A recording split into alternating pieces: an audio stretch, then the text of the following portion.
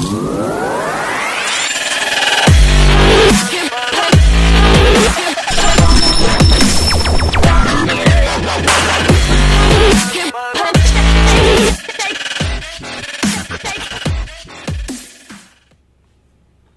everyone, and welcome back to another episode of Travis's Musings.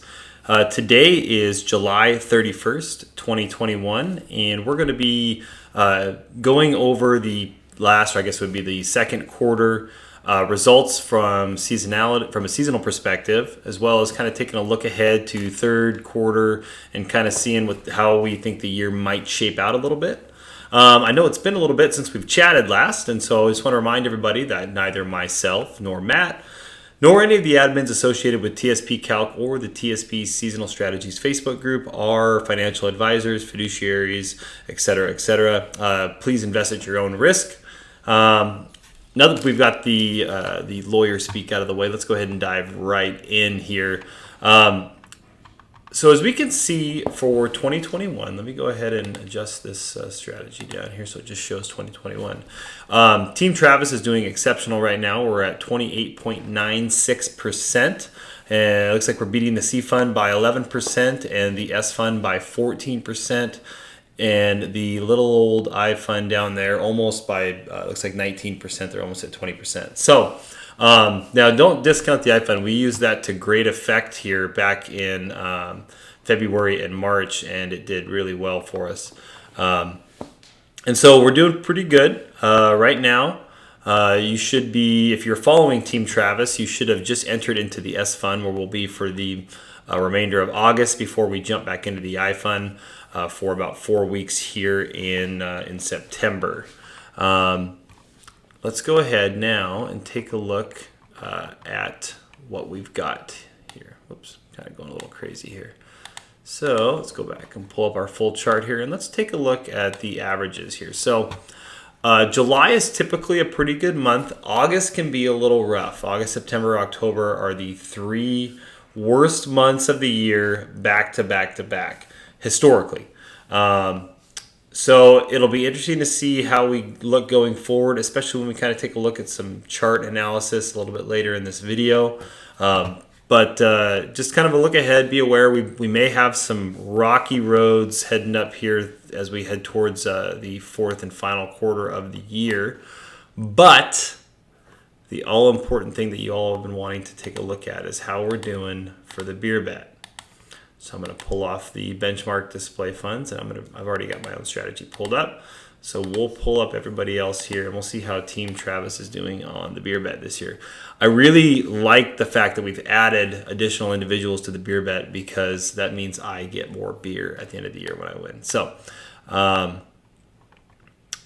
here we go. We can go ahead and see that my next closest competitor would be Matt, who I believe is also following a equity strategy here. We can kind of take a look. Yeah.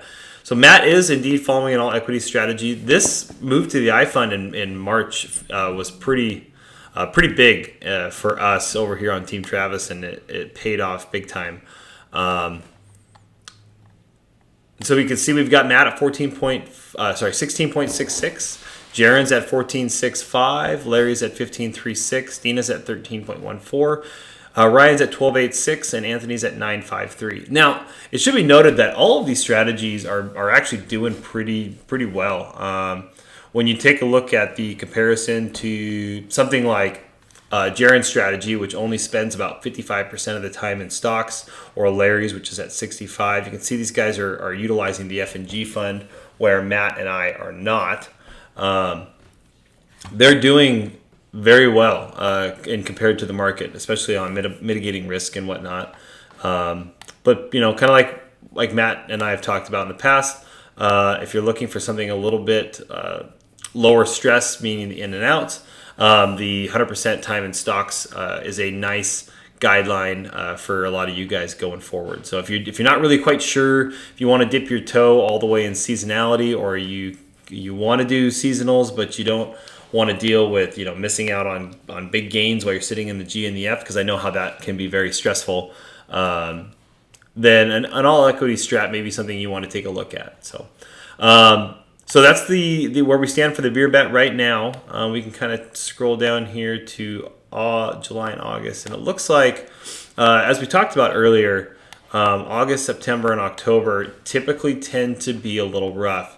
Most of the first 3 quarters of August historically has not been great, and it looks like the end of September and the beginning of October, it looks like this 2 or 3 week period here is also historically a little bit rough. So if you're using seasonality as a technical analysis to assist in your own investing, then that may be something to keep in mind.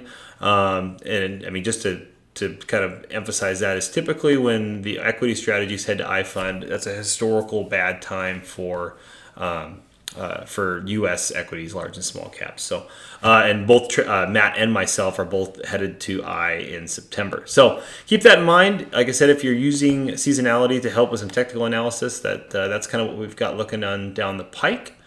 And speaking of technical analysis, let's kind of pop on over here to Thinkorswim. And so I utilize the last year to build a Fibonacci retracement pattern because I really like fib charts. They make sense to my analytical mind, and I always like to watch how charts bounce against those lines and whatnot. So right now I've got it pulled up just from April 1st for second quarter to present, and you can see here recently we bounced off a high of 441.80. And we came, I guess this is the SPY, so this is the spider. This is basically off by a factor of 10. So if you're looking at the S&P 500, it would be 44.18 is what it bounced off of. And we did retreat a little bit.